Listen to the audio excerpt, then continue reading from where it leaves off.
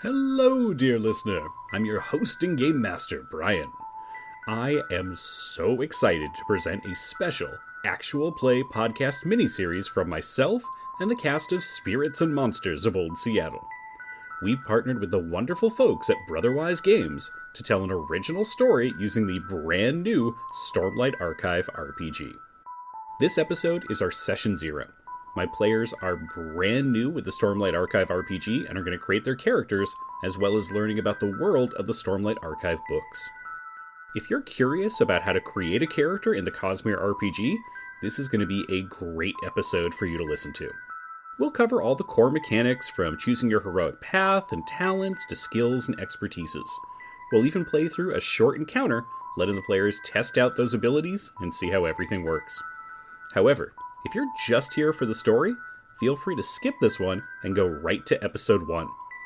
If you're a returning fan of Spirits and Monsters of Old Seattle, we'll get back to our spooky Vossen actual play in a few episodes. If you're new here, welcome. We're so excited you decided to give our show a listen. Please note we have tried to minimize our usual amount of cussing, or at least keep it in-universe for the Stormlight Archive. But our typical show features rough and tumble supernatural investigators in a frontier town, so our language is a bit more blue. Now, feel free to enjoy this episode of Freedom Before Destination, a Stormlight Archive actual play podcast.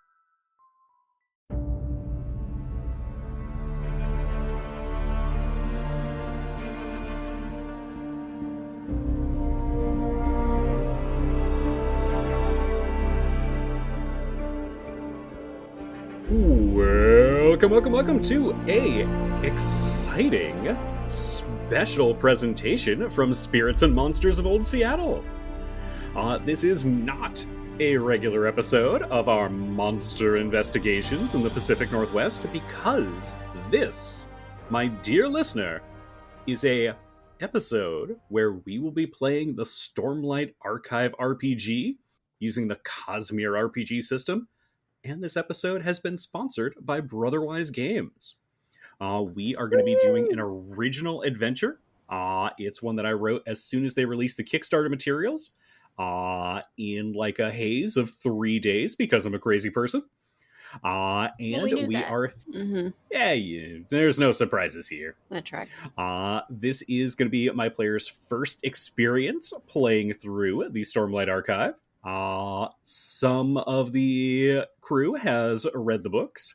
Most of them have not, so they're going to be experiencing the world for the first time. Expect a lot of, wait, what? It's going to be great. I'm not naming who that's going to come from. Help me, I don't know what I'm doing. Well, good news on that front. I have a hunch, as soon as you get in, you are going to be like, oh, I know how to play this game already. You're putting a lot of faith into me. I am notorious for putting a lot of faith into all of you. It's always paid off. And hey, don't worry about it. You got me. And that's worth at least 3 shard bearers and a chowta cart. That is true. So, let's do a round of quick introductions. Most listeners should know us, but if you are listening for the first time and checking out the Stormlight RPG, let's run through our cast, starting with Bill. Hello, my name's Bill. I play Dr. Lucius Jensen on Spirits and Monsters. And Aaron. I'm Erin, and on Spirits and Monsters, I play Sophie. And today, I'm hoping I get to play a character named Erin, because I think that's funny. And Phoenix. Yes, that's me. I am Phoenix, and I play I play the violin. In the game. I don't really, because I am not a talented musician. But Julian is, and that is who I play in our Spirits and Monsters game. And we are graciously joined by our editor and resident audio witch, Hannah. Hi! Also known as I don't know what I'm doing today. Yeah, I don't! All right, so we thought it might be kind of interesting to actually run through the character creation before we get into the full adventure. So, our 4 players who have never played the Cosmere RPG before are going to be going through start to finish and rolling up their characters. I'm going to be guiding everybody through the process, but dear listener, if you're kind of curious about the Cosmere RPG and you want to know more, after you finish listening to this, you'll be able to roll up a character yourself. Yay! All right, so for our story, we are going to have a couple of things that I am pre-prescribing for you. In the Cosmere RPG, there's a few other character options, but for where our story is going to take place, those would be a little bit of a spoiler. If you are a big giant Brandon Sanderson, or if you will, Brando Sando, nerd like myself, you might be curious to know that our adventure is going to take place in the Royan High Princedom of Alethkar, and it's going to be taking place before the events of Way of Kings. So before the things have gotten off, while Kaladin is still a slave, while Dalinar is still trying to organize the war effort, and Shallan is practicing her lullabies. That joke's funny to two people here. Maybe. Phoenix smirked, so he gets what I'm saying. So each character is going to begin... I mean, I can see that it was intended to be humorous. I don't know that I'd go so far as to say it was funny, but I applaud your effort. Ouch. Ouch. I understand you being a little bit quiet, a little bit choked up at that joke. Bill's laughing and he doesn't even get the context. I can add in people laughing afterwards. Don't worry. I can just sample everybody's laughter, and I can just add it in, and you can just sound like the funniest person alive. This is the truly evil power I wield as the host of a podcast. So, back on track, we are going to play characters who are human. Maybe an interesting note, that isn't the only option in the book, but it is what we're going to be sticking with today. And we are going to have characters who are going to choose a culture of Alethi, and you can choose one other culture that your character has as a background. Now, this could also include things like subcultures like nobility or military life or criminals. For simplicity's sake, if you're feeling like, I don't know the setting well enough, you can just choose to keep it Alethi and leave it at that. Or, if you, say, 4 books in, like certain people I know, and are very excited about one particular culture, you can also choose Herdazian. I love you, Lopin, if you're listening. He's your biggest fan, hands down. Both of them. Is this going to be a whole... Brian makes jokes just to Phoenix? Brian makes inside jokes that the rest of us don't get for the entire time. No, just for character creation. What do you mean, the rest of us? I'm part of the rest of us. I get it. Only during the character creation episode, I promise. Okay, good. I doubt that. Yeah, well, Hannah knows me well. So, for the most part, for us, first step's going to be pretty minimal, because again, most of you are not too familiar with the books. So, the big thing we're going to do is on step 2, we're going to choose a heroic path. There are 6 options available. They are Agent, Envoy, Hunter, Leader, Scholar, and Warrior. Your heroic path is going to determine a couple of things, but the biggest of them are it's going to provide a rank in a specific skill, and it's going to give you a talent that your character has at the start of the game.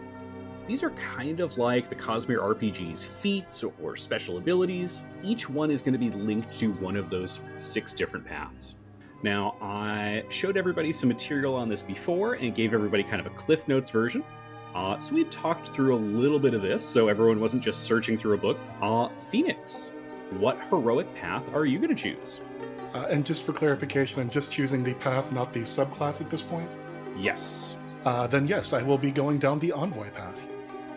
Oh, all right. Last time we talked, I thought you were going Leader. Nope. All right, so the special ability of the Envoy is that you have an ability called Rousing Presence. This will allow you to give another of your allies the Determined condition.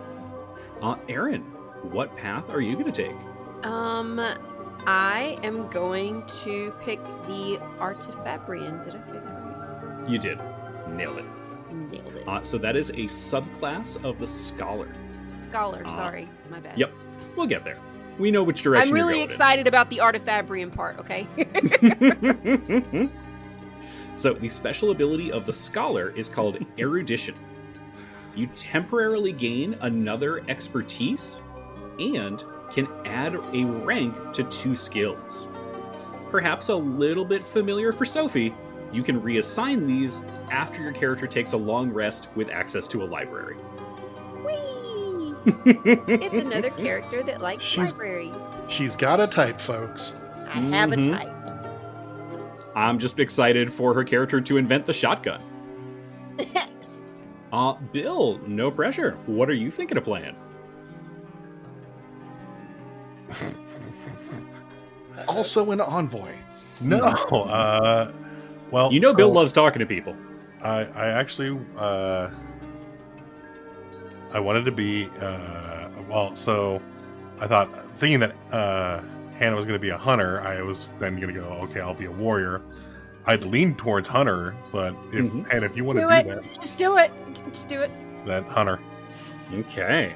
The special ability of the hunter is called Seek Quarry. After studying a target, you choose them to become your quarry, and you gain advantage on all tests to find, attack, and study them. Fantastic. Now, I will also throw this out there, and we'll talk about it in a couple steps down the line. You are going to get a chance to get an additional talent, which could be the starting talent of another path. So, if you're like, really torn between hunter and warrior, you actually can be both. One of the fun things about the Cosmere RPG is that you aren't locked into a class. In the way that D&D lets you go, okay, I am a fighter. And maybe multi-classing is allowed, or maybe it's not. But if you're a fighter, bard, barbarian, wizard, sorcerer, you're probably not very good. In the Cosmere RPG, you can pick and choose, mix and match different... Yeah, unless you're Jeff and you figured out the exact workings to make it perfect. Right. In the Cosmere RPG, it's very easy to take a little bit of this, a little bit of that, and make a character who works great. So even if you don't know what you're doing, it's very easy to just jump in. And Hannah, what are you thinking of playing? I think I'm actually going to be an agent. Oh, okay.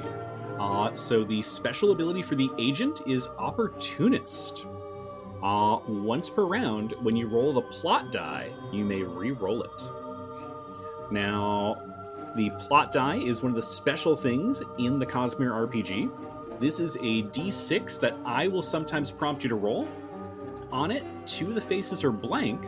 2 of the faces have what are called opportunities, which means you get something extra good that happens.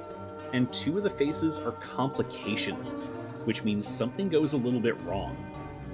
Interestingly, the complications also come with a bonus to your die roll.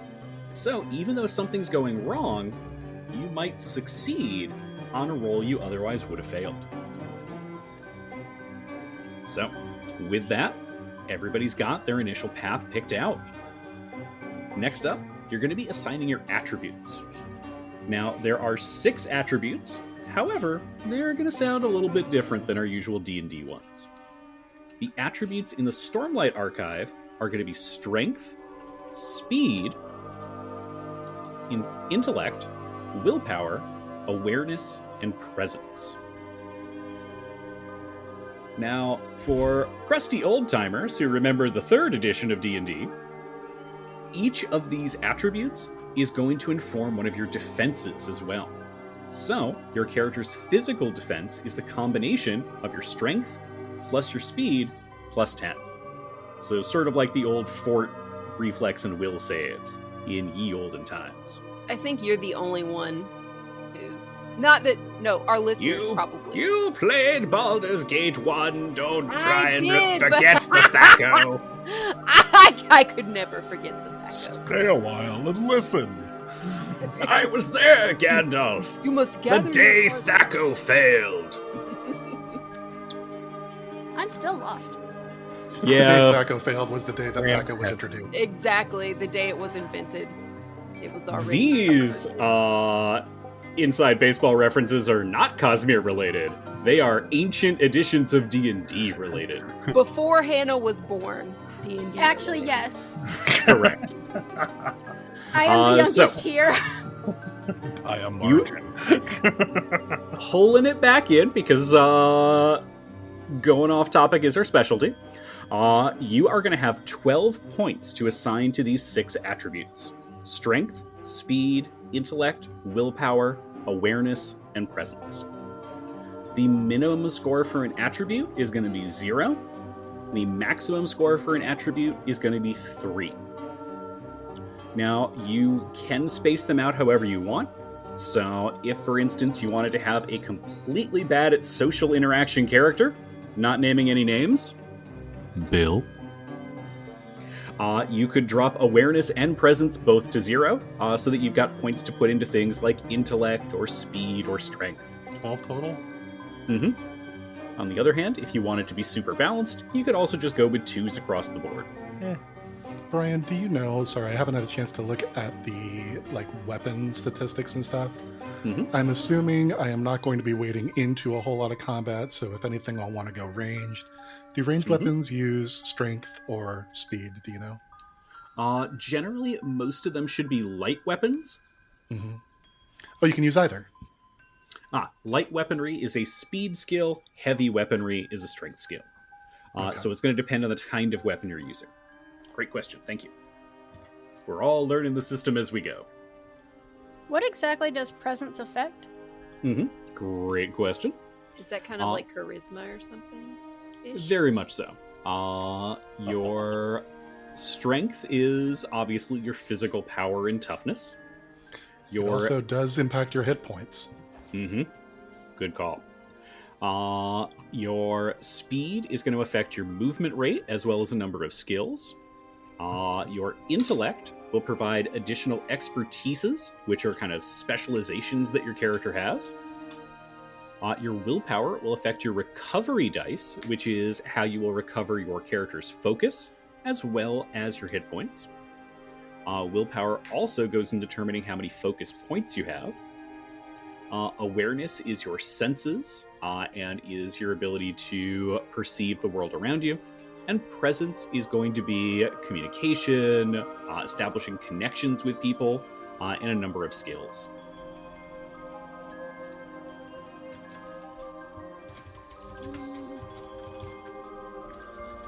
Okay, so I think I'm going 3 strength, 2 speed, 2 intellect, 3 willpower, 0 awareness, and 2 presence. Sounds good.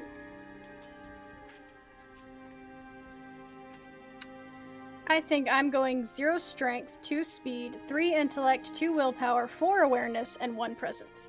Can't go to 4. 3 is the Really? max. Not yet? Oh, okay. Wait. Okay. Well. Yeah, can I just go 12 into willpower? That'd be cool. Nope. All right. Actually, I think the highest is 5 is where it caps. 5 represents the human maximum. Yeah.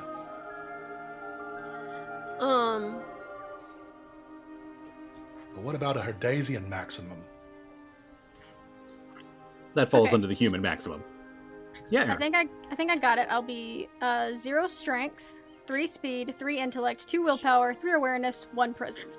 Okay, so question. Mhm. Scholar, obviously intellect. But if I'm leaning toward Artifabrian, what are my attacks going to be based on? Is Mhm. I guess my question. Most likely they would be light weapon attacks. So you'd probably want to have some points in speed. Okay, so tell me if this is stupid, but I think I'm going to go 1 strength, 3 speed, 3 intellect, 0 willpower, 3 awareness, 2 presence. Not stupid. A 0 willpower will give you very little focus.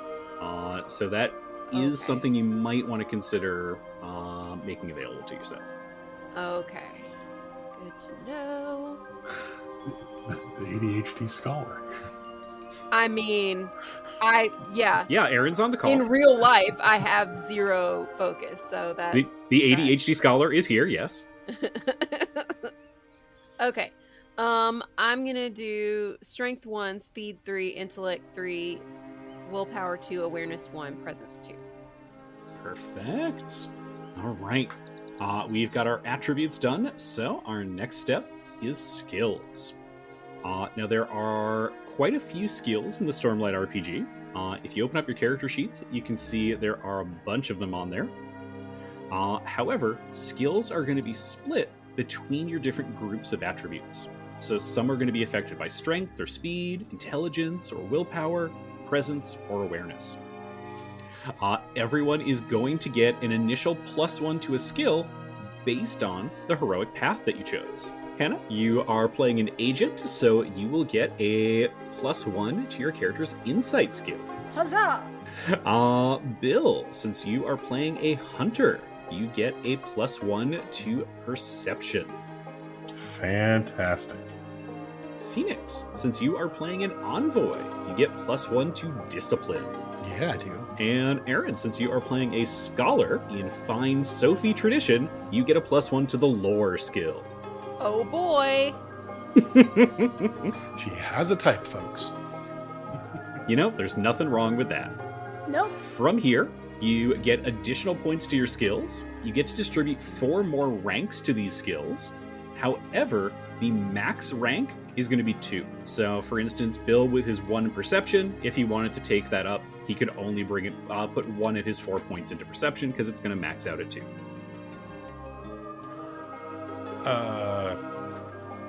Gameplay question: is perception and insight similar to D&D? They should be.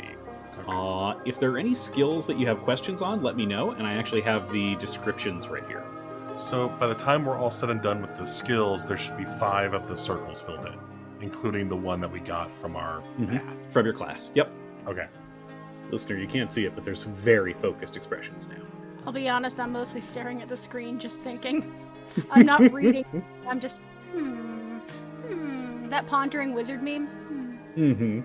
I'd be pondering. What skill will annoy the GM the most? And why is it always thievery? I've had a lot of success with high perception. I really thought Bill was going to say persuasion. I never play those characters. But Aaron's the only one who has a type. Phoenix is also playing another persuasive Charismatic character. I'm really not investing in the persuasion piece. But I'm only the one who has a type. From what I understand, Mentor is like the buff and debuff specialist.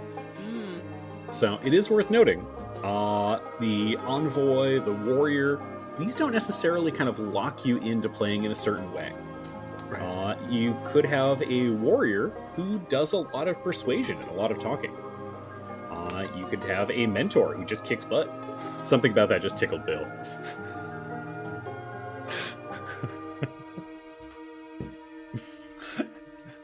You see, little Jimmy, when you get in a bar fight, you gotta rotate with the hips, grab the table, and make sure you follow through.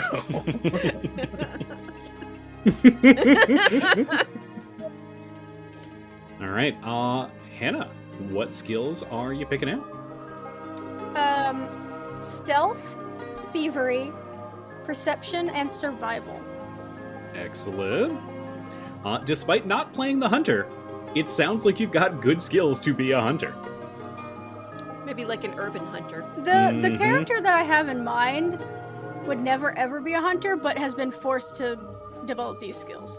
We'll have to learn more soon. Bill, what skills are you selecting? Well, I increased bonus in perception, so that is 2 in perception. I put 2 into light weaponry, and 1 into survival. Excellent. Aaron? So I have put 2 into crafting, 1 into deduction. I obviously have the 1 into lore, and then 1 into persuasion. Perfect. For your character in particular, keep thinking about other skills that you might want to put a point into because of that special erudition ability. Okay. That can also take you above that maximum of 2. I think the next thing is maybe I would do more like deduction, because I kind of wanted to do more anyway, but I wanted to do more like, I don't know, I want to not be the exact same character that I am in 2 other games. So I'm trying to do a little more of the like persuasive and like I'm still kind of getting an idea of the character in my head. I don't know exactly, so but yeah, of course. I'm trying to do something a little different. All right, and Phoenix. I took 2 ranks of discipline, 1 rank in light weaponry, and 2 ranks into leadership. Perfect. All right. Now that we're done with skills, we are on to expertises. Now, this is a little bit more nebulous for the Stormlight RPG. Whereas in D&D and Pathfinder and similar games, you have a really fixed skill list that you're working with. In the Cosmere RPG, once you get to expertises, these are going to be kind of your sub-skills, your specialties. This is a more narrow focus at something that you're particularly good at. This can also include armor that your character is good at wearing, so it could either remove penalties from wearing that armor or give benefits. And this can also be used for specific weapons. So if you have a character who's super good at daggers or a character who's great with bows, this can give you extra abilities when using those types of weapons. Everybody gets to get a number of additional expertises equal to your character's intelligence score. If you get a 0, you get to skip this step. Oh boy. Where the expertise is at? This one is a little bit more nebulous, so there isn't a finite list. So we just have to sort of come up with it? Mm-hmm. Oh. I'm going to do a quick link to our earlier Zencaster chat. So if you open that up, generally going to be split into kind of 4 categories: armor expertise, cultural expertise, utility expertise, and weapon expertise. These can really be anything that you want, with the limitation of armor and weapon being specific types of armor and weapons. But if, for instance, you had a character who wanted to be super good with animals, this is where you might take an animal care expertise. That was actually a plan for my hunter, was he would have An animal companion. Oh, that's cool. We'll cover that in the next step, actually. Do we choose the expertises from one category, or can we dip into multiple categories? You can dip into multiple. Now, the cultural ones, does that just come from our backgrounds automatically? But you can choose more cultural ones here, too. Okay. Your background will give you 2. This is where you can pick up Got more it. if you want them. Okay. So, for myself, I'm going to by default have Alethi and Herdazian. Okay. Yeah, these are by design very, very flexible. You know what? I'm going to go ahead. I'm just going to lean into this since I went for 3 strength to buff my hit points. I'm going to move that light weaponry skill to heavy weaponry, and I'm just going to lean in. Are you expecting us to... So if I wanted to go with like weapon expertise, I need to specify the weapon? Yep. And I can help you pick out a weapon from a list. And then you said you were going to revisit the animal expertise. So put a pin in that one for a second. The question more being, should I list it on my expertise list, or since I have 2 to choose from, should I be listing it, or should I be holding off on listing it and listing 2 other things? For right now, feel free to put like animal TBD, because one of the options you'll get is the ability to pick an animal companion. So I've got a list of a couple of animals you can select from. Okay. I'm going to go with half plate and hammer, I think. Okay. It's a very interesting envoy who's coming together. Actually, no, this is a very specific field. You are slowly building a paladin, Phoenix. But like not like a faith-based paladin, like a... Am I? Strong social skills, very good at wearing armor, very good at hitting people with weapons. I mean, really, I was just thinking, again, the buff debuff bit, and then I didn't want to die, so that's why I buffed strength. Reasonable. I guess you're right. I am ending up turning him into a paladin. That was not necessarily my intent. I think it sounds like a fun mixture of things, though. I like it. And that's one of the things I'm excited about with this game is how easy it is to mix and match.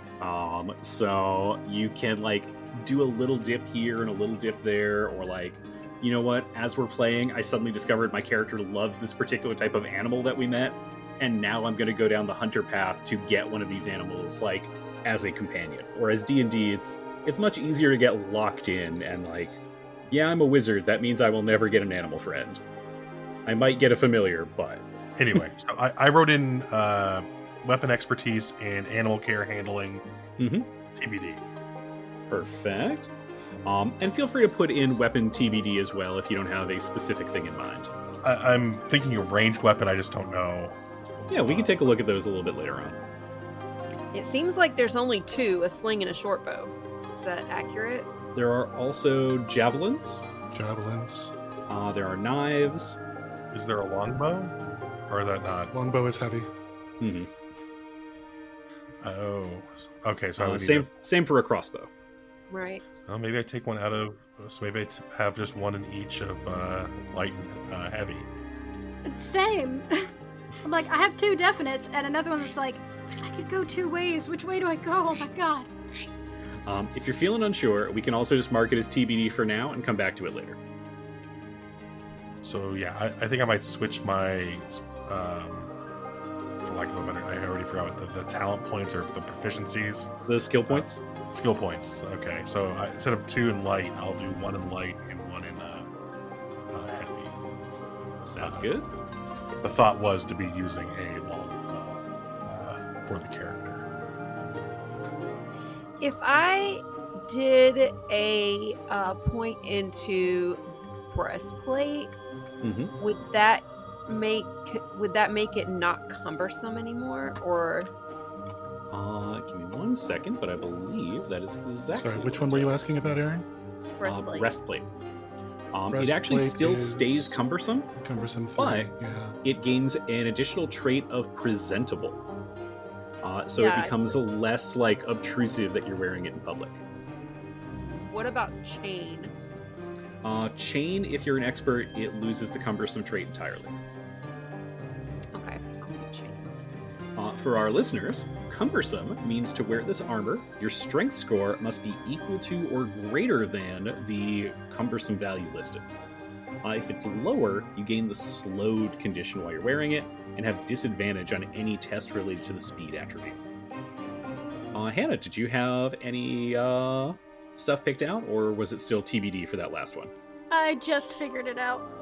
Perfect. So I'm like taking a utility expertise of animal care, but specifically of like labor animals.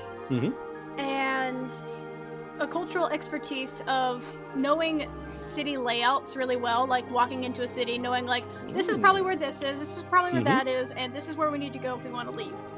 And then also kind of another one in cultural expertise of being knowledgeable about market politics and cultures. Love it. Perfect. And Aaron, how about you? One last question about the armor thing. If I did leather, then that would that make the leather, does it say that in here? I didn't see it. Under the equipment section. Yeah, I know, but does it say... There's the expert trait. Oh, I see. So yeah, that would make the leather presentable, where basically it wouldn't be out of the ordinary to wear it in normal social situations. Oh, I see. Yeah, I went ahead and switched my half plate expertise to breastplate because presentable sounds nice, even though it's one less deflect. Also, Brian, in terms of the weaponry, and this is book knowledge here. If I'm a Dark Eyes, carrying a sword? Frowned upon. Okay, so I will not go that direction. Not impossible, but definitely the kind of thing that people would be like, what are you doing with that? Yeah, okay. But spears are always an option. I'm so sad Hannah's mic wasn't on for that. We just had a kitten crash into it. Yeah, that happened. Okay, so I think I have... So how many expertises is the base? 1? If you have a 0 intellect, you get 0 additional expertise. Okay, so you get, if I have And 3 then intellect, then I have 3 expertise. Yep. Okay, so I thought up 4, but then I'll take 1 out. So, utility, engineering, I just put a question mark. Perfect. Figure something out with that. The other 3 are short bow, chain, and then I was thinking of a cultural thing of like knowing about people who are in power and who to talk to get things done in a given location. Mm-hmm. So I'll probably keep that one in engineering, and then let me go back and look at the equipment, the weapons, to see what happens with a short bow. Short bow, you get quick draw. What does that do? For quick draw, that will allow you to basically use a free action to draw the weapon instead of having to use an action. Yeah, you know what? I'll do that instead of the armor, and I'll just use like leather armor or some uniform, whatever, instead. All right. I had promised we were going to come back to that item for Bill. Each character now gets an additional talent in your current heroic path, or you can get the starting talent for another heroic path. So, Bill, if you wanted a dope animal companion, I have great news. You can get one right here. Heck yes. One of the hunter subclasses you can get is the tracker, and one of their abilities is called Animal Bond, which allows you to get an animal companion. Yeah, that's what I was looking at. So that's a talent, is the tracker. Mm-hmm. So the tracker is the specialty. So think of it like a subclass in D&D. Okay. And then Animal Bond is one of your available talents under that. So in the document, like Stormlight paths and talents, it would be like one of those under there kind of thing? Mm-hmm. Okay. Or you could take the starting talent for another one of the paths. So if you wanted to be better at fighting, you could take the warrior talent. If you wanted to get some extra skills, you could take the scholar talent. And then that later on would open up the other subclass options under that. So you can go into those specialties as well. And I'm just taking a quick look, Bill. There is a whole section on different types of creatures that you can have as companion animals. Okay. Which could include things like an axehound or a chull. And I will send you more details about those in just a minute. Fantastic. Well, I was planning on going down the mentor path, but I think my first point is actually going to be in Faithful. I think I'm going to grab Customary Garb. Let me take a quick look at what Customary Garb does. While wearing presentable armor or appropriate clothing, increase your physical and spiritual defenses by 2. Oh, boy. Man. All right, time to play a character who is not a self-insert. Solid work begins with practice and fundamentals like measuring twice before each cut. I don't know if I can play this character. I might have to talent. I'm sorry. I think I'm... This is so bad. I really want to pick experimental tinkering. Like, that's literally my entire life. But I don't want to play the same character every time. I mean, Pharaoh she wasn't haphazard all the time, but only when she was hitting her allies with Scorching Ray. All right, Bill, I will have some additional info for you momentarily. There are 4 types of animals who are featured as companions. They are axehounds, chulls, minks, and sky eels. Oh.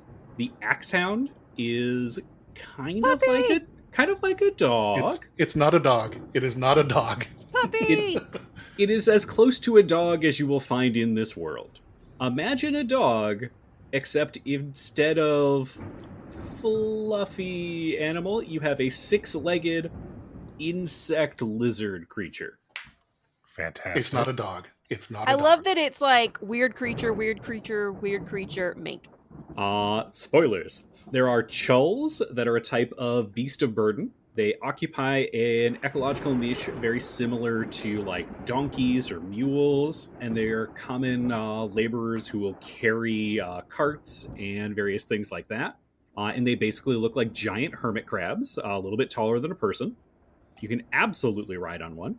There are minks, who are ferocious and clever weasels, and are well known to hunt rats and other vermin. And there are sky eels that are basically like flying moray eels. Probably leaning towards the axe hound. Mm-hmm. A classic. It just seems like it would fit the best there. Now, Bill, this is mission critical. You will need to come up with a name for your axe hound. Matthias is acceptable. Maddie Ty.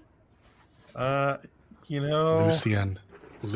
Say Lucian. I was thinking more of a Julius, but Lucian's Okay. a good one too. I'll leave you to consider. But axe hound, perfect. But so I guess to go back, the talent. What is there something I should be marking down for? Because you said we get to add a talent, right? We have our core, and then we get to add. Yep. So I guess am I adding the tracker as? So you don't need to add the tracker subclass. That's kind of the umbrella that a group of talents will go under. So it'd be like tagging shot, combat training, that sort of thing that they have there. Yep. Okay. So the way that the talents will work is various talents will unlock later talents. By having the Seek Quarry talent as a hunter, that unlocks all kind of the top level talents under Archer, Assassin, and Tracker. I see. Okay, so I'm gonna put down Animal Bond in this Animal case. Bond could be the first one then. Okay. And this will later on allow you to take, for instance, Protective Bond. But you couldn't take Experienced Trapper because that requires Deadly Trap to be taken first. Correct. Okay. All right. Aaron, do you have a talent selected? And is it Artifabrian? It is Artifabrian. What? I never suspected. I mean, I already said I was going to do it. Well, you do actually have two options under Artifabrian. I'm going to do Efficient Engineer. Yeah. Perfect. Hey, Brian, can I find out what is the determined status? Absolutely. I definitely know that. We've got a glossary at the back of the book. So let me just pull up Determined. Determined allows you to add an opportunity when a test is failed. So opportunities are those things from the plot die. Yeah. Oh, that's good too. So, for instance, you might allow an ally to recover a point of focus after they fail a test. All right, I am switching out of customary garb, going with practical demonstration. All right, there you go. Sadly, not fancy dressed paladin anymore. Now practical paladin. Practical.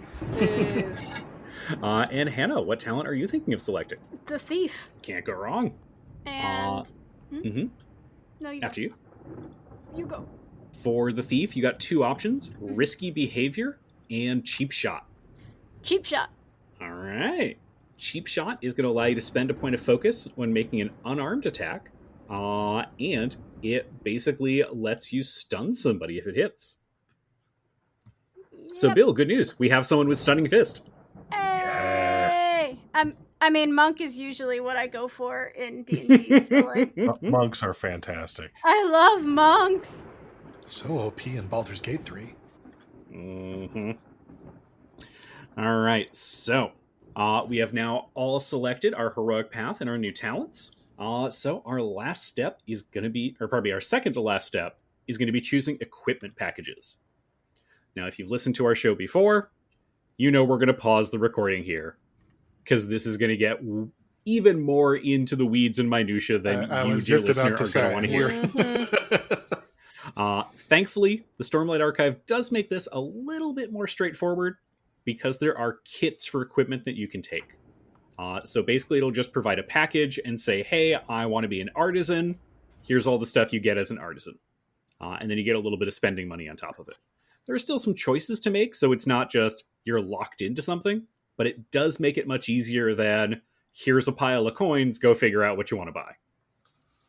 So Yeah. we're going to briefly pause, and then we'll be back in just a minute. All right, dear listener, what was for you but a moment was for us an infinity of equipment lists. However, we are back and now fully armed, armored, and ready to go. I will not bore you with us going through what everybody specifically got. You'll find that out as we're playing. But we've got one last step to wrap up character creation. And that is figuring out some key last details about each of our different protagonists. We need to figure out what each of them has as a purpose and an obstacle. I am going to start with Phoenix. What is your character's name? What is their purpose? And what is their obstacle? My character's name is Yopi, and he has the purpose of helping Dunan, the person we are trying to rescue. His purpose is to help Dunan reach his maximum potential. Now, the obstacle for that is I can be, this is shocking, I realize, perhaps a little bit clueless and tend to rush off without thinking. But, yeah, that's Okay. Yopi. Excellent. Aaron, tell us your character's name and their purpose and obstacle. My character's name is going to be Alin, Alin, and her purpose is to fight injustice, specifically the injustice of those in power towards those who are less fortunate. Mm-hmm. And her obstacle is that she is pretty distrustful of people. Obviously not her friends, her companions now, but in general, people who are in any position of power, she immediately is like assuming that they're gonna take advantage. And Excellent. Hannah, tell us about your character's name, their purpose and obstacle. My character's name is Edalil. If that's hard to pronounce, she also goes by Edie. Her purpose is essentially to find her true path in life. The current path that she is on is not necessarily one she would have picked out for herself, but it is one that she has been kind of forced into since birth, which leads to her obstacle, which is her father, who has set her on this path. And I won't reveal too much because, they'll make the story more interesting, but essentially, though she loves him very much, he definitely has his own idea of what her life will be, and it's not what she necessarily wants. Got it. Excellent. This is making me think a little bit of a character from the Stormlight archive, actually. Coincidence, because I don't know the story. And last but never least, Bill, what is your character's name, their purpose, and obstacle? My character's name is Nartel. His purpose, not too far from Aaron's character. Nartel is seeking justice. He's has a little bit of a more soldier kind of military background, and he's currently the way I'm envisioning the character is currently more kind of a bounty hunter kind of role right now. So he likes to seek and enforce justice, going after those who kind of skirt the law or flout it and try to get away with things. So he tries to do that. But obstacle in his ways is he is also a little hot-blooded, a little quick to judge. So he operates a lot out of spite. So in some cases, maybe might be he focuses a little too much on a particular person or a particular event or to drive home a point. He might not let something go when it might even be more beneficial to him himself.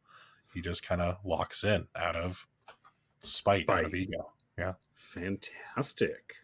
All right. And we have a short little introduction prepared for our characters to let our players test out the Cosmere RPG and get used to some of these mechanics.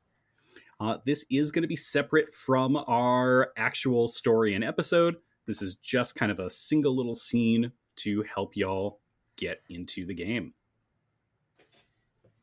Somewhere far away, you can still hear the clashing of armies.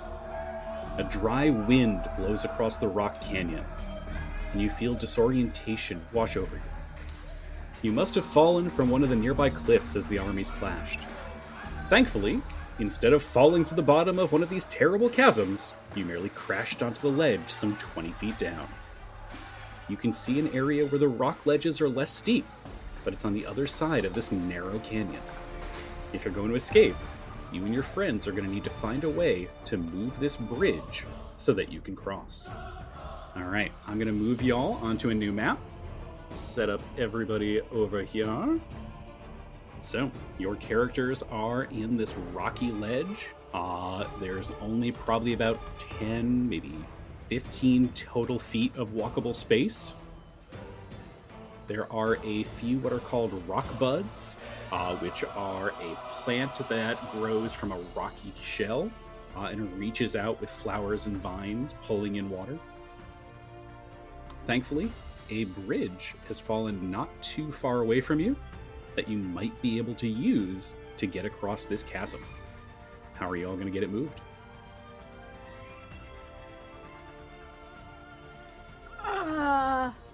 If you give me a couple of hours, I could make some mechanisms to raise it up and then... But maybe we should just do it by hand. Edalil will kind of look at the bridge, look at everybody, and just be like, I'm not very strong. I'm not built for this. Does anyone else have any ideas? I mean, look, even if we mess this up, my cousin once fell into a chasm, broke both of his arms, still crawled back out carrying 2 chickens. Oh. We're gonna be fine. Oh, okay. And with that, I will take up one of the corners of the bridge and look to the rest of you to join in. Nartel will come over to pick up the other side. Edie will just like go grab a bridge, and like though it's probably level with you guys, it's shaking. Her side is shaking. She's not doing good. It's heavy. All right, so one of the things of the Cosmere RPG is you can really kind of find different uses for skills and utilize them in a way that makes sense for you. So, for instance, you could use the leadership skill to get this bridge across by having everyone work together. You could use the athletic skill to try and push the bridge. You could use crafting to try and make some ramps for it to make it easier to get it across. Could I use my survival to see what might be good solid points to try and direct the bridge so that it might not crumble and fall further down into the chasm? Absolutely. Make a survival check. What you'll do is just roll survival in Roll20, or if you're the kind of person, Aaron, who likes to roll physical dice, Aaron, I'm sorry, I pronounced Aelin wrong. You can roll a d20, and then just add the modifiers shown in Roll20. Touche. I'm not wrong. You're not wrong. Let's give Roll20 a try. Roll the plot die. No. So I rolled a 16. Hey. Oh, okay. All right, that's not bad. So thanks to Nartel, manages to find the most stable areas, helps people get footing. You're able to shift the bridge about halfway. Oh, go ahead. No, go ahead.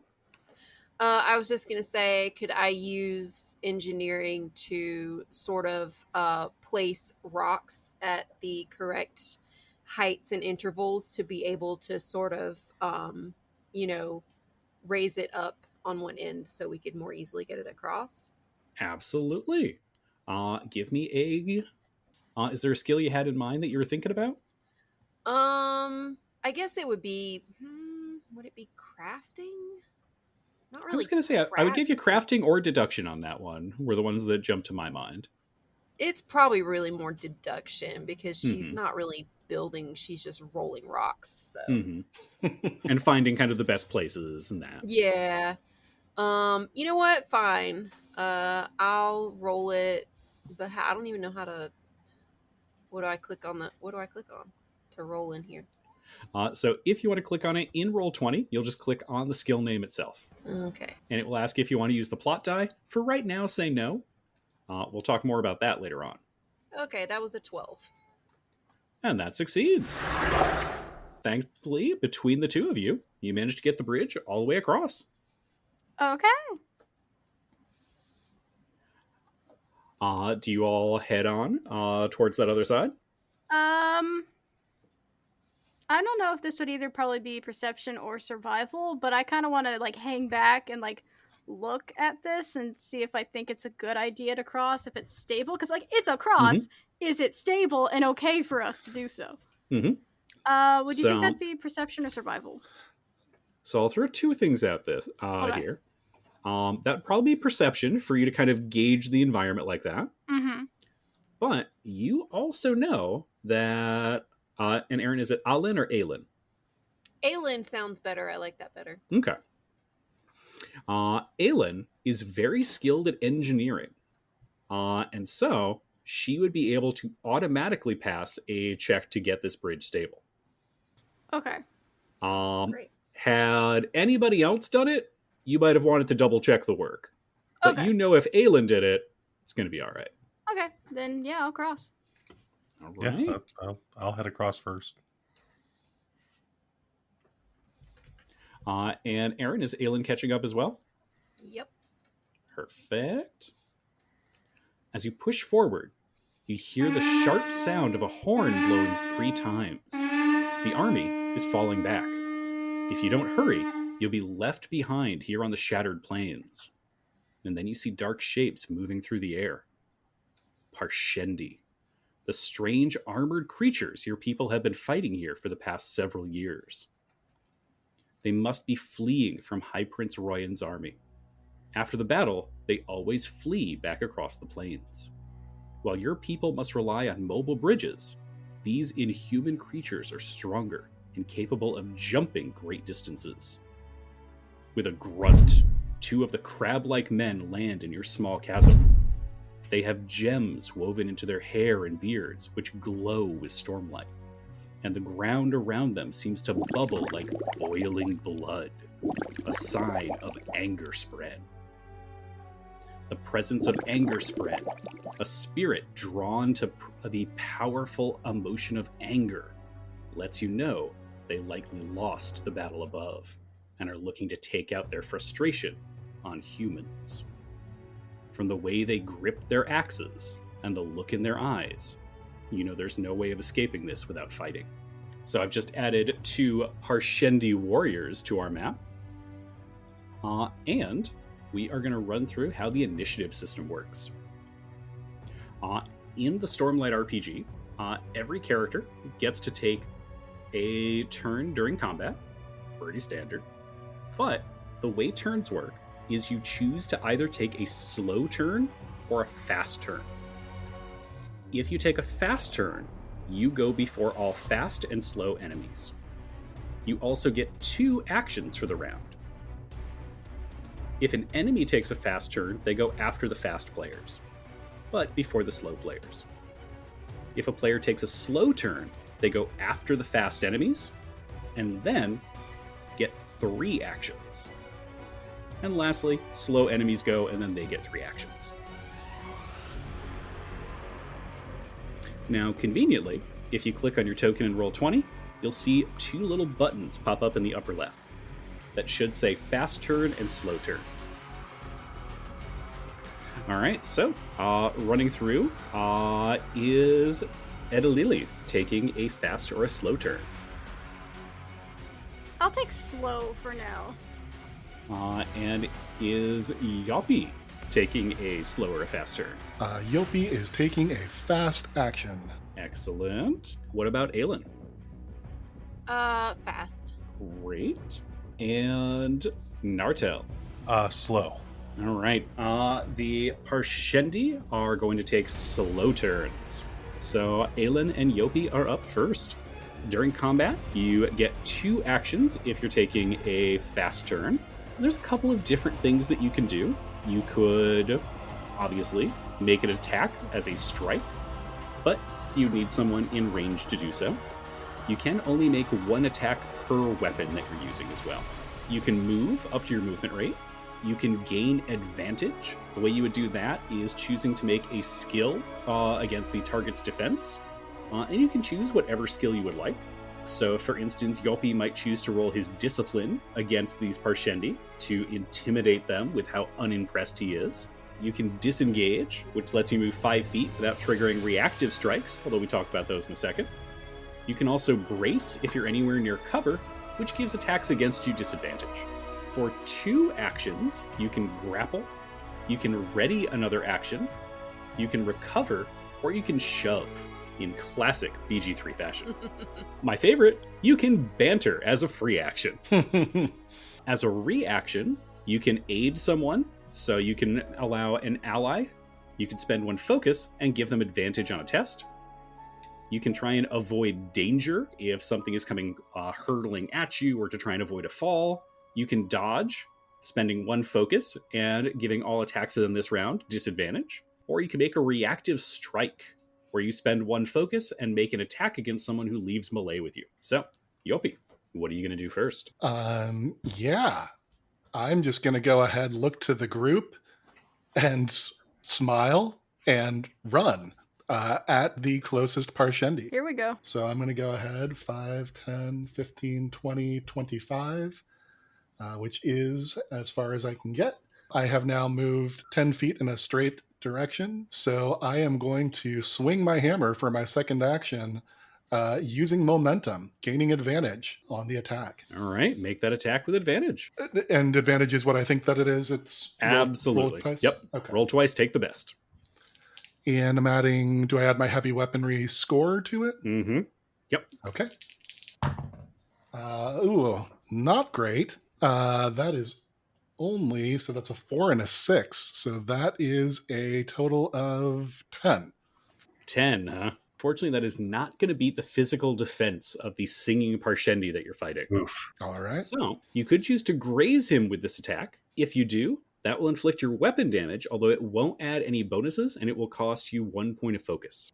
That's okay. I will go ahead and take the miss there. Mm-hmm. But as part of my mentor class here, I will go ahead and use Rousing Presence as a free action due to my practical demonstration of what not to do. And so I am going to... Now, this is the first time, obviously, we're doing this here. So, Aelin, do I think that you're about to try to hit something? Yeah, I've got I'm like kind of getting my bow out, and looks like I'm about to take aim. Okay, then I will go ahead and use Rousing Presence as a free action, and you become determined. And what does that mean? What does that? So that means you get to roll an opportunity die with it. That does not. That is not what that means. No. So what determined means is if Erin misses with an attack, she adds an opportunity onto it. So an opportunity is going to let you basically add kind of the effect of a positive thing happening. Oh, I see. So even if you miss, you get something out of it. So like maybe I could miss, but he got knocked, off balance or something like that. Oh, okay, like, for instance, you missed, but instead you knocked his weapon away. Yeah. Okay, cool. Cool. And is that only in the event of a miss? Only if Erin misses her attack. Got it. Okay. So it's basically like, I know we're running into a challenge, but we're still going to make it. You're determined. We're learning stuff. And speaking of, Aelin is up. Okay, so she is going to, she will give Yopi a nod, and she's going to use 1 action to get advantage. So she's going to kneel, and sort of do like a steady aim situation. Mm-hmm. So she can, line up her shot really good. She is going to shoot at it with her short bow. Now, one important thing. When you gain advantage, you need to choose a skill and then test that against the defense of your target. Oh, I see. Okay. Then I will choose intelligence because I'm kind of looking for a weak spot. So instead of the attribute, it'd be a specific skill. So you could, for instance, do deduction, trying to find where do I think he's going to be weakest. Right. You could do even crafting to say based on what I know of my foe's armor, where do I think the weak spots are going to be that I could hit them? What if I used lore to know what like about this like what I know about this creature? Absolutely. And like what would be the best place to shoot them? Perfect. So make a lore test. Don't fail me dice. That was 18 on the die, so that's 22. Woo! Hell yeah. You absolutely know a weak spot on this creature. So when you make that attack roll, do it with advantage. All right. Okay. Sorry, that one went away. One of Classic Aaron. 11, and that was a 16. So A 16 will hit? Die. 16 on the die. Yeah, 16 on the die. So the bonus is what I'm adding to that, right? Yep. On the short bow? Okay, so 19 total. That hits. Boy, Doncho, I didn't miss. I was just distracting you with my style. Admit it, you're impressed. So what damage do I do? How do we calculate the damage again? Yep. So the damage is going to be based on your weapon. Since you're using a short bow, that's going to be, I believe, a D6. Longbow is a D6. Okay, give me 1 second. I can't. Aaron wrote 1DK. I didn't write that. I haven't touched it. I can't even edit. Aaron does 1 Donkey Kong damage. I wondered what you were doing when you were in there editing it. I was like, what is that? Apparently mean? nothing Is that helpful. Some kind of Stormlight reference that I don't get. No, short bow is also 1d6 keen. It's Okay. That's interesting. It's got the same damage as a longbow. Okay, now I can edit it though since I Okay, I just did so. too. Okay, so 1d6. Okay, got it. I'm gonna use my designated Artifabrian dice here. Excellent. And on top of that, you will also add your light weaponry score to this. Which is, I think, oh no, is it 1? Oh no, it's 3 because it's speed. Oh, that was a 5, so 8 total. Okay. Now, these creatures do have a deflect score. Oh. No, they don't. Oops. I thought they did, but in fact, they don't. So you do 8 damage to that one. Were you attacking the one that Yopi was fighting? Yeah. Boom. I guess I could have attacked either one. I was just thinking for some reason that he needed to be within 30, but the range on this thing is 80 for the close range. So yeah, it reels backwards, having just got shot by an arrow. There are no fast monsters, so Nartel and Edalili are up. Edalil. Edalil. Oh, sorry. Edalil. Hold on. God. Did I make this way too hard to pronounce? All right, it wasn't just me. Well, I went with Nartel. I like Edalil. I think you should just remove the first L and then it would be Edalil. Yeah, I'm just gonna do that. I don't even remember how I was pronouncing it before now. Yeah, that's all right. We got it on our recording. Well, you said you'd call her Edie for short, so Yeah, just getting rid of that first. Yeah. Getting rid of that first L makes sense. Right. Do either of you want to go first? I mean, I have a few ideas, but I don't know. You got any, Bill, that you really want to do like right now? I'm gonna shoot the warrior. There's 2 warriors. You have the singing Parshendi and the Parshendi warrior. Yep. Yeah, I'm gonna shoot the warrior. All right, go for it. Yeah, go ahead. Okay. So that is I guess I'm just rolling heavy weaponry then this skill. Yep. 22 to hit. That'll do it. So then okay, there, 5 damage. All right, and that will add your heavy weaponry onto it as well. Oh, so that's +3, so that'll be 8 damage. Okay. Nice. He does not look like he appreciates getting shot. Oh wait, yes, because it's not keen, it's strength. So that is your first action, and you've got 2 more. What else are you doing? I'm not allowed to keep shooting him, correct? You can only use 1 weapon per strike. Okay. Then, so given Yopi's kind of already charged in, and Aylin's kind of helping him, I'm going to actually move probably to right about here, and just act as a kind of a... Block the way. Yeah. And then, I guess, can I take a like brace for like a dodge action, or get bracing for if he dodge will work. Yep. Yeah. So brace would involve having something to hide behind, and if you're standing in the middle of the bridge, there's not really anything easy for that. I meant more like bracing for like him to attack me, kind of that. So that kind the of reason thing. I clarify is brace is actually a specific action you could take. I just realized that, so I guess I was just clarifying what I was intending there. So, yep. So spend one focus. Choose my word. Oh, that takes one focus? Okay. Yep. But any attack against you now has disadvantage. Sweet. Okay. All right. And did you update my character token, or did that come from Roll20? Came right through Roll20. Hey, all right. I'm keeping on track of things. And Hannah. Which one of these guys is looking the most hurt, would you say? Shockingly, they are looking equally damaged. Okay. We both did 8 damage. Yeah, yep. okay. Almost like 2 people shot them for the exact same amount. Okay. And they both they fly, right? You said they fly? They jump. So they can do real big leaps. Okay. So that still kind of helps. That helps inform something that I can do. This guy he's hiding behind a plant, or not hiding, but he's behind this plant. Is that going to obscure nope. him in any way? No? Okay. Not yet. If he were to take the brace action, he might be able to use that rock bud to kind of shelter himself, but not from where he currently is. Okay. Because I have an idea. Mm-hmm. I'm not exactly a fighting character. I'm definitely more of, if we're in a city, I can get us around and sneak us through things and do, this and that and that. You can always sucker punch him. Yeah, but I'm also squishy. But my thought, and let me see what you think about this. I have 50 feet of rope, and I'm experienced in working around animals of labor.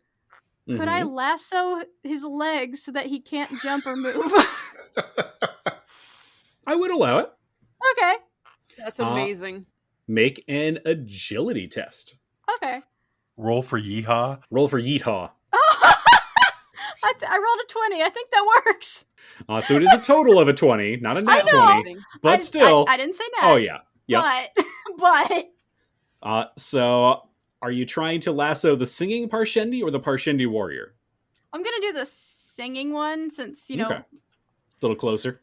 A little closer, and that's the one that's most likely to try and leap away, I think, at the moment. So you get a lasso going, cast this rope out. He looks very confused as a lasso falls about him, and then you yank it on his feet. Yep. He is not going anywhere. And the bracing, would that be like I'm trying to not move? So think of bracing more like take cover. Okay. So you would need something to take cover behind. You could potentially use this wall that's over here, kind of the edge of the cavern, and kind of be able to hide from the Parshendi warrior. Although you would still be vulnerable to the singing Parshendi. Yeah, it's not quite what I want to do. I was thinking I'm bracing myself so that if this guy does leap, I won't be moved. I think instead then I will use my next action to move kind of over here off the bridge, because that just feels like a bad idea at the moment to be on that bridge that can move and move and fall. And I am going to tie that rope off to a rock. Sure. There's definitely a spot that you can find, and you are able to secure it so this guy isn't going anywhere. Sweet. I was somewhat helpful. All right. And I think that's probably it, because that's a move. Yeah, a move. Yep, a use. Tying something off, and yeah. Yep, perfect. The Parshendi are up. The Parshendi warrior comes rushing towards Nartan Valthor. But I think he's going to need to use most of his work to be able to get there. So he has a movement of 25 feet. So he has to use two of his actions to get up close with Nartel. Excellent. And then he did not like getting shot by you, so he's going to swing an axe at you. Unfortunately for him, he's swinging that axe at disadvantage. Nice. So I'm just going to roll it twice. Bill, does a 10 hit your physical defense? No, it is lower than my physical defense. All right, so this hulking warrior comes charging forward, an arrow stuck in his side. He swings the axe down, and Nartel just hops right back out of the way. Yopi, the singing Parshendi in front of you with a rope tied off around him, looks displeased by this. He is going to take a swing at you with his axe. Does a 12 meet or beat your physical defense? It does not. All right, so this axe comes by, and he managed to just get out of the way. The Parshendi will then shift around, moving to the other side of the rock bud, trying to get closer to this rope that is tied off around him. We will then do initiative again. So choose whether you're going to take a fast or a slow turn. This rock that I tied the Parshendi off to, is it a rock that can be moved, like a big heavy rock, or is it a stationary rock? Let's say it's a stationary rock, but pretty heavy. Just a question as far as movement goes. If I were to move away from this guy, are there attacks of opportunity? Yes, but he would have to spend focus to be able to use them. Okay. I think I'm gonna still do a slow. I think I might do fast and try something out here. I will go slow. All right, everybody's in. All right, Edalil and Aelin are up. Now that I've got this guy tied off, he's not gonna run around, he's not gonna run away, he's not gonna escape. I'm gonna be somewhat brave, I think, and rush up and try and cheap shot this guy. Do it. So it's spend a focus. So how do you know how much you have of focus? Currently, you have 4 points of focus. Okay. Where is that listed? That should be in the character sheet, kind of in the center area there. You should see it right below your cognitive defense. Focus is 4 out of 4. Okay, there it is. Yep. Okay. Yeah, I'll spend one of those, and it is so an R-not attack using thievery against cognitive defense. So I just roll my thievery? Yep. 13. Actually, I was about to say that doesn't hit, but I looked at the wrong defense. That is just enough. You cold clock this mother. Nice. All right. So yeah, now stunned. His life just continues to get worse. He has gone from tied up with a rope to tied up with a rope and now stunned. So it's a bad time to be him. All from the girl who basically doesn't have many weapons, like, at all. She has a concealed sling and a knife. Woo! I mean, that's when you get creative with it. All right, so that was a move and a cheap shot. Oh, Stormfather, that was a solid hit. I'd clap, but I'm busy looking this handsome. What? Hey, don't get too Julian. Fair. So, Aylin's up. What are you going to do? I'm gonna shoot the guy to my right because I feel like Edie and Yopi have that guy over there. Okay. So I'm just gonna do the thing again to use one action to get advantage. Same thing, and I will kneel down and take a shot. Now, does that determined thing last until I use it, or just one round? Until it gets used, or until the end of the scene. That's cool. Okay. All right, so first up, you'll make a test against his cognitive defense. Oh, right. That's sad because that was a good roll that I rolled prematurely. Okay.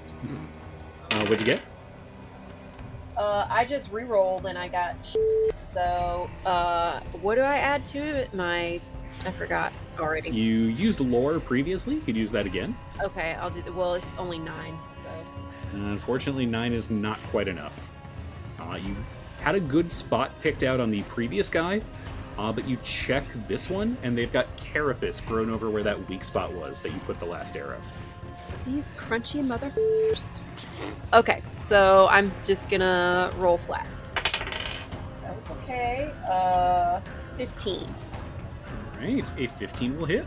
Okay, so that is a 6 on the die, so 9 damage. Dang, alright. He looks very badly hurt now. Wow.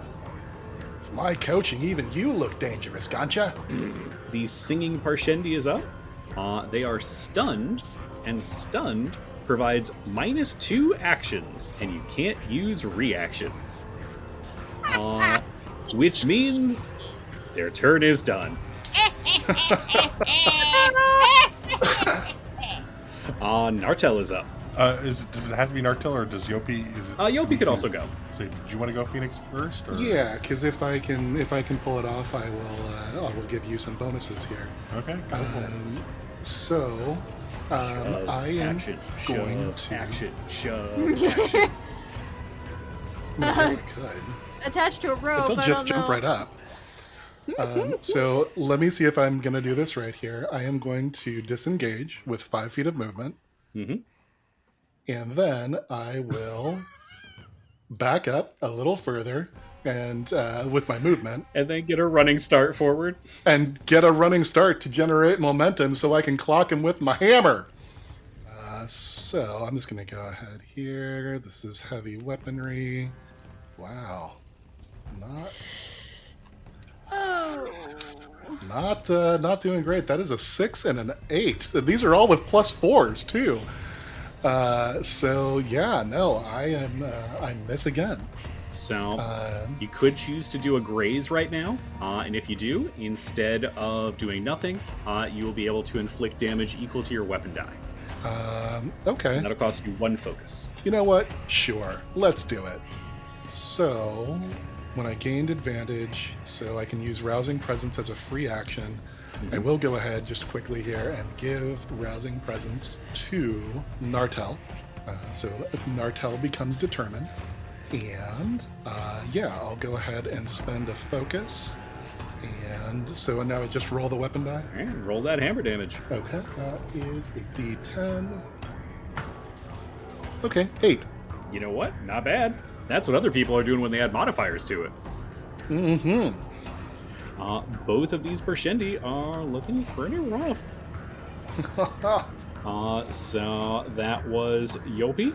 Nartel, you're up. So what does determination do for me? If you miss, you get the benefit of an opportunity. It feels kind of like an inspiration. A little bit like an inspiration, but only if you miss. Yeah. Well, I just say to the guy that's down here, it's like, even the Stormfather's writing this one down, Goncho. How to win. Be Herdazian. I'm going to take a page out of Yopi's book and back up. All right. You know what, Bill? That guy is going to spend a focus and make a reaction attack. Okay. Because he hasn't hit and he's sick of it. Tell me about it. The greatest warriors. 24 with a critical. Mm-hmm. Can I use my reaction and spend a focus to, like, shoot Not have that happen? the arrow at the last minute and make it not quite as deadly or something? Who has silvery barbs? I don't think that's an ability you have, unfortunately. Well, you said you could use your reaction to help people and make the damage not as bad or something like that. Let me double check. You can aid an ally, but that would just give them advantage on a skill test. Oh. Well, that's useless. Or you could avoid danger, but that's for avoiding a collision or a fall. Oh. Okay, I see. Okay. So, like, if you got pushed off of the chasm, you'd be able to grab the lip of the cliff as a reaction. You're saying I don't have ranged sentinel? Nope. Okay, unfortunate. Shockingly. All right, give me 1 second to look up how critical hits work. Oh, boy. Painfully, I would imagine. Most likely, yes. Critical hit. See hit. Critical. Touche, book. Hit, comma, critical. See, critical hit. Oh, boy. All right, I'm just looking that up. When you hit an attack and spend an opportunity, you maximize the results of your damage. Let's see if I get a free opportunity when I roll a nat 20, because that would be cool. For me, not for Bill. Not for Bill. Cannot stress enough. Not cool for Bill.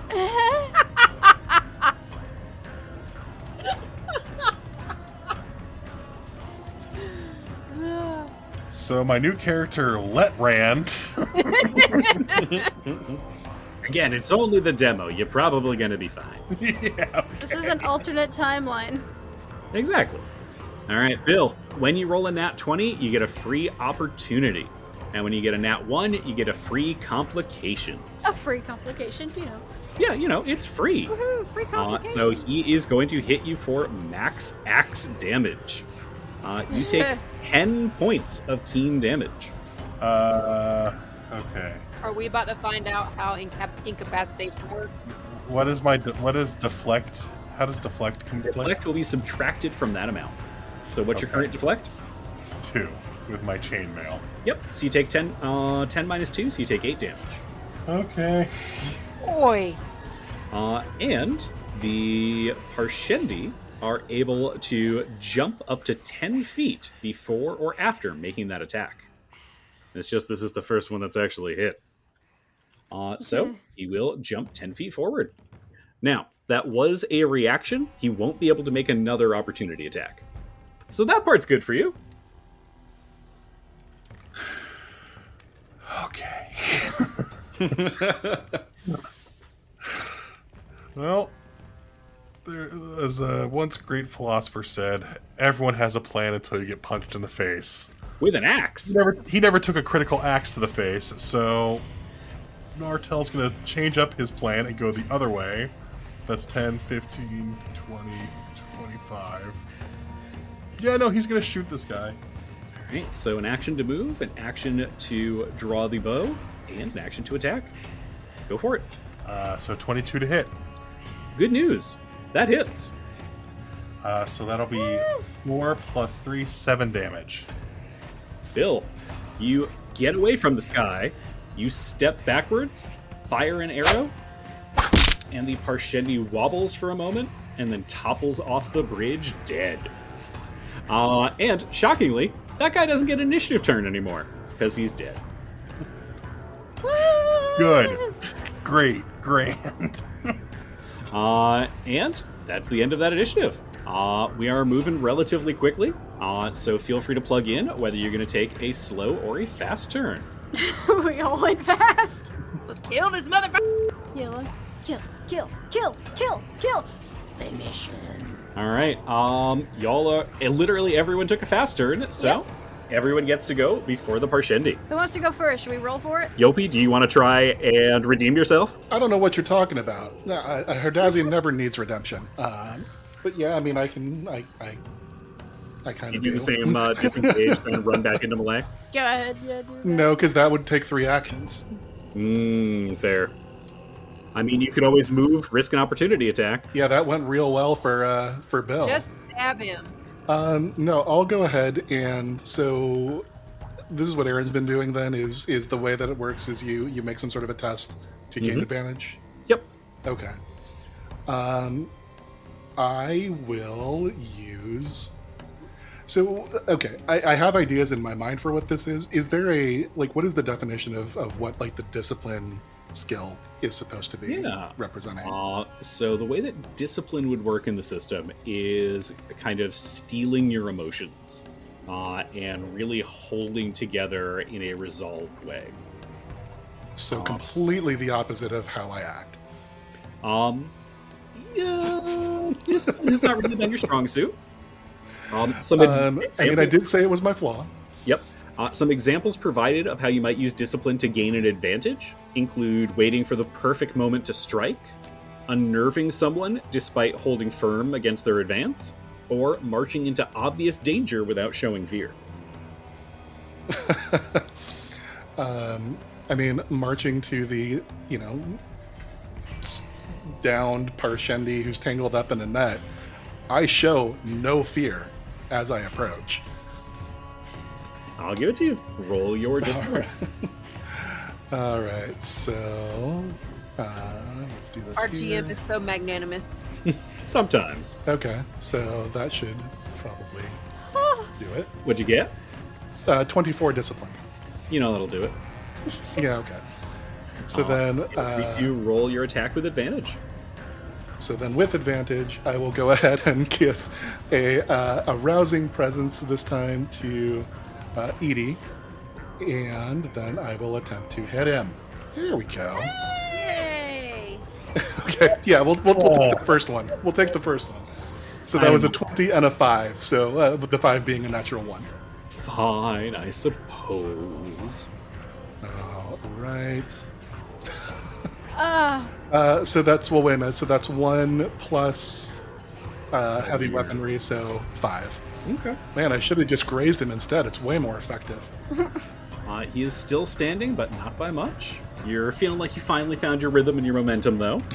At this point, I think we can pretty safely say y'all got this on a 4v1 fight with a guy with 3 hit points left. Does anyone want to roll? I mean, at least he can say he was defeated by the best-looking Herdazian in the 3 princedoms. 10 princedoms, no less. I mean, Edie wants to actually do some damage because Do it. I haven't I done think any. if no one else is, Nartel will absolutely finish this guy off. Edie, Yeah, do let it. Edie go. Finish it. Um, She's still just going to cold clock it. I'm just gonna pull out my little concealed knife and try and shank the dude. Roll to shank. And dagger. An 18 will hit his physical Yeah. defense. Yeah, but and 2 then damage. Plus your light weapon. Oh, so that's 5. Yeah, 5. That'll do it. Heck yeah! You come up behind the Singing Parshendi, who's still trying to, get a good grip on this rope so that he can cut it off with the axe, and just bury that knife blade into his neck. I said I couldn't fight. I can! As it turns out. There's a splash of orange blood, and he collapses to the ground.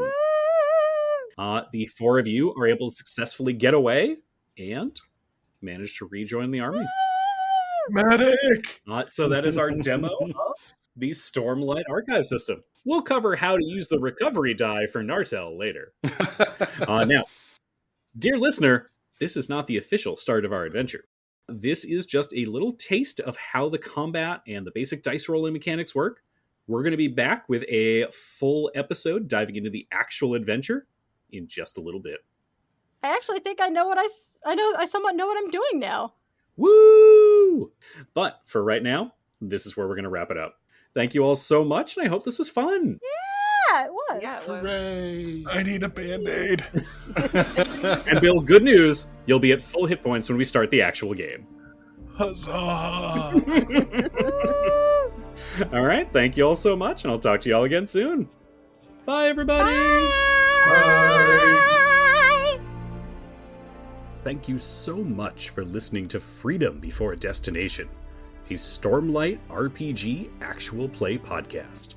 Aelin is played by Aaron. Yoppie is played by Phoenix Biscom. Nartel is played by Bill Ruska. Edalili is played by Hannah Cheney.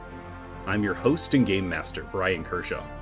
You can find more of our work on Spirits and Monsters of Old Seattle, which is conveniently right in your feed. The Cosmere RPG was created by Brotherwise Games, based on the writing of author Brandon Sanderson. Our episodes feature music by the Black Piper from the album Kaladin, as well as other artists. Please check the show notes for a full list of tracks used. Remember, the ancient oaths must be spoken again. Life before death. Strength before weakness. Journey before destination. Good luck, aspiring Radiants, and we'll see you again next time.